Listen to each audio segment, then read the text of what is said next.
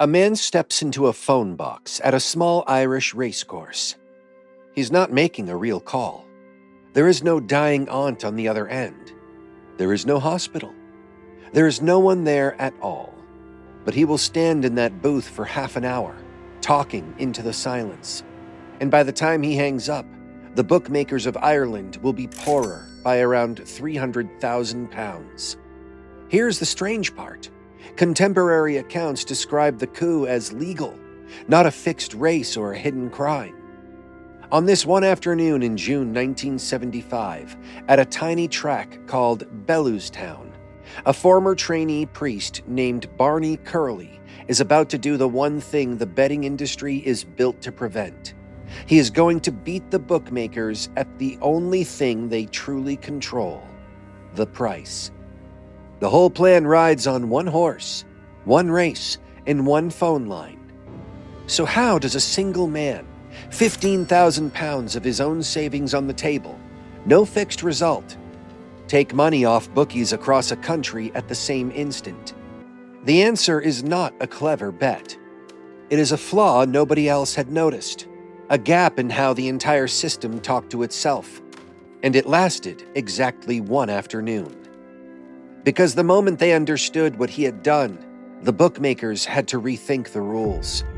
This is the story of the Yellow Sam betting coup. To understand the trap, you have to first understand the wall. When you bet on a horse, you're not really betting against other punters. You are betting against the bookmaker, and the bookmaker holds a quiet, almost unfair advantage. He sets the odds. More than that, he can move them. The number that mattered most in 1975 was the starting price. That is the official odds a horse carries at the moment the race begins. Set by the bookmakers standing at the track itself. Bet at starting price in a shop in Dublin or Cork, and your winnings are paid out at that starting price. Here's the catch. The instant a lot of money lands on one horse, the price gets cut. Long odds become short odds. A fortune shrinks to pocket change before the gates even open. The system is built to punish anyone who knows something the bookmaker does not. That was the wall, and Barney Curley had spent his whole life staring at it. He was born in 1939 in County Fermanagh, the eldest of 6 in a family that had next to nothing. There were mornings he walked to school with no shoes. Meat was a Sunday luxury, if it came at all. His father was a greyhound man. According to later accounts, his father was ruined by a failed greyhound gamble. The older man had a plan of his own, staking everything he had on one dog he believed was a certainty. The dog never finished. It went down on the bend, and the family went down with it. They lost everything. Father and son crossed to England to work in a factory just to claw the debts back. Think about what that story would mean in Curley's own version of his life. In later accounts, it became part of the way he explained his view of bookmakers. Curley's road after that was anything but straight. He spent years training to become a Jesuit priest before his health broke and he left. He managed Irish show bands. He drifted through one venture after another, but the racetrack kept pulling him back. By the early 1970s, he had become something the bookmakers genuinely disliked. A professional gambler who won often enough that they recognized his face, and that recognition was itself a problem. If Barney Curley was seen backing a horse, the price collapsed on sight. His own reputation had become a cage. So he understood the single hard rule of the game.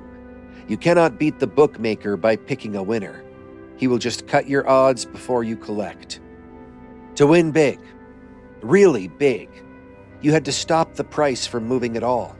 You had to land your money everywhere at once and keep the bookmakers blind while you did it. For 2 years, he turned that impossible idea over in his head. Then he went looking for a horse nobody would notice.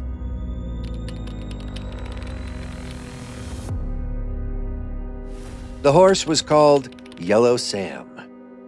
Curley bought him and named him after his own father, whose nickname at the races had been Yellow Sam. The horse carried his father's name, the same father whose failed gamble had shaped Curley's view of bookmakers. Yellow Sam was no champion. He was, in the kind words of those who knew him, slow but steady. He had run 9 times and never finished better than 8th. To most people, that record was an embarrassment. To Curley, it was the whole point. In handicap racing, every horse is assigned extra weight to carry, calculated to give them all an equal chance. The better a horse has run, the more weight it shoulders. A horse with a string of dismal results gets to run light, and a light, underrated horse, dropped into exactly the right race, can be far better than its form suggests.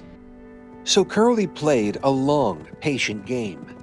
He handed the horse to a trusted trainer, Liam Brennan, and ran Yellow Sam in race after race on ground and tracks that did not suit him. The horse kept losing. Its reputation kept sinking. Its weight kept dropping. He was hiding a decent horse inside a terrible record. 2 years is a long time to build a record that looks this poor.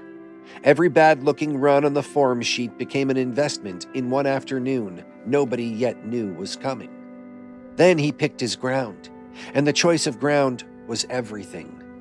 He chose Bellewstown, a small friendly course in County Meath where the summer meeting drew amateur riders and modest fields.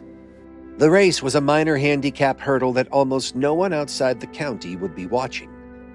But Curley had not chosen Bellewstown for the soft competition. He had chosen it for its telephones. The key public link to the outside world was a single phone box.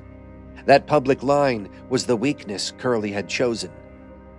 One thin thread of copper connected the track to the rest of Ireland.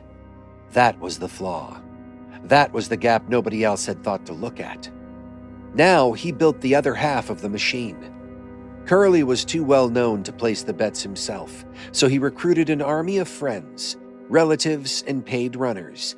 Dozens of ordinary-looking people who could walk into a betting shop without raising an eyebrow. He spread them across roughly 300 shops, the length and breadth of the country. Each carried a sealed envelope holding cash, somewhere between 50 and 300 pounds, and instructions not to be opened until the word came. None of them knew the horse. None of them knew the race. They were pieces on a board only Curley could see. In total, he staked just over 15,000 pounds. It was not spare money. It was every penny he had, his entire life savings, riding on a slow horse in a single phone box. Everything was in place. The horse was ready. The runners were waiting. All that was left was to make the most important phone call of his life, and then to make sure no one else could make theirs.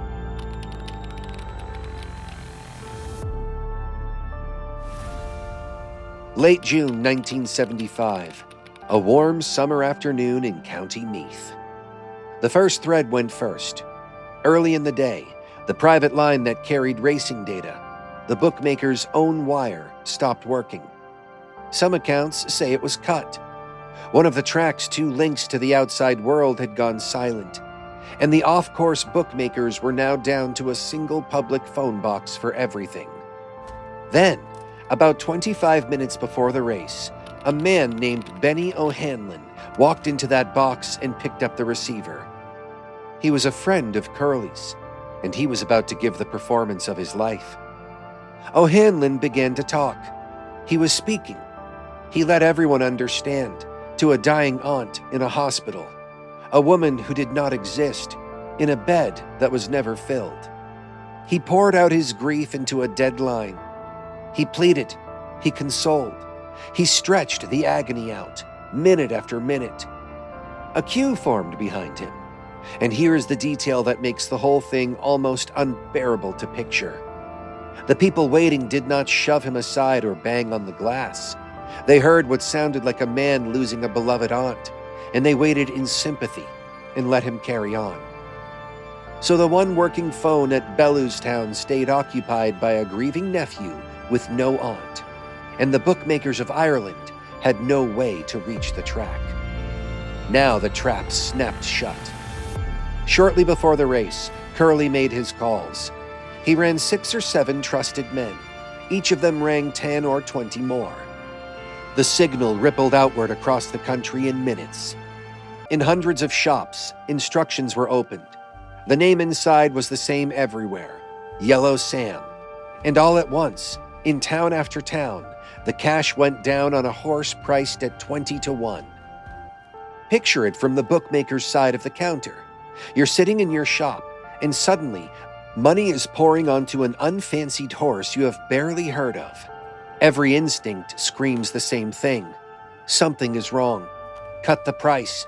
Protect yourself. To do that, you need to get a message to your man at the track to slash the odds before the race starts. You pick up the phone, and you cannot get through. The private wire is dead. The public box is tied up by a man weeping over an aunt. The information that would have saved you simply cannot travel. The 20 to 1 price hangs in the air, frozen, while the money keeps landing. And it kept landing, in shop after shop, town after town, all of it at the same long price. There was no single giant bet to spot, no obvious signal to chase. Just a steady tide of small, ordinary-looking stakes, arriving everywhere at once, on a horse that had never won a race in its life. That was the whole coup.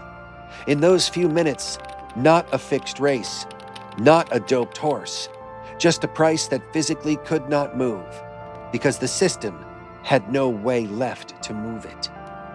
Curley himself could not resist being there.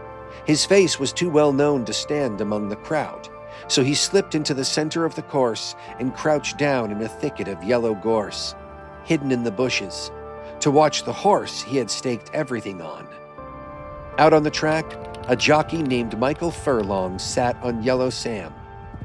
The hurdles came and went, and the slow but steady horse, the one with 9 runs and nothing better than 8th to show for it, found something nobody had seen in him on those unsuitable days. He took the lead. He held it. Yellow Sam crossed the line 2.5 lengths clear.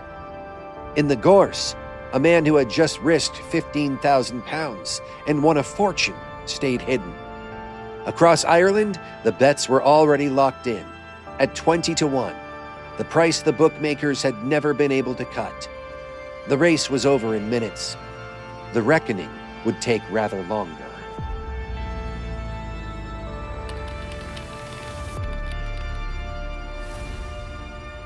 When the bookmakers worked out what had happened, they were furious, and they were trapped.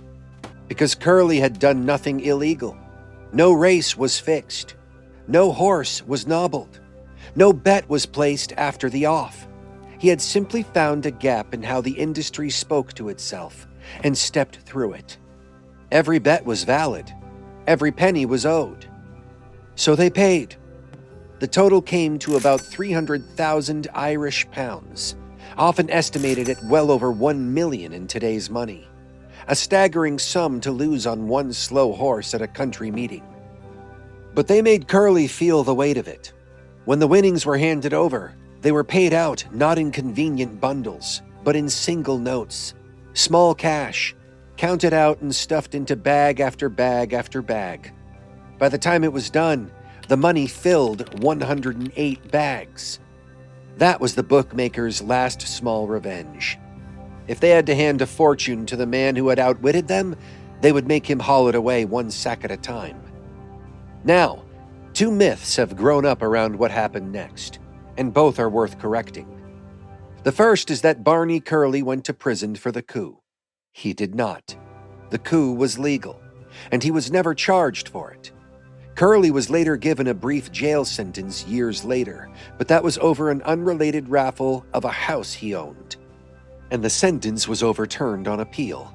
Yellow Sam itself never put him behind bars. The second is the Yellow Pen story. The better supported account is that the horse was named for his father. What the coup did do was rewrite the rule book.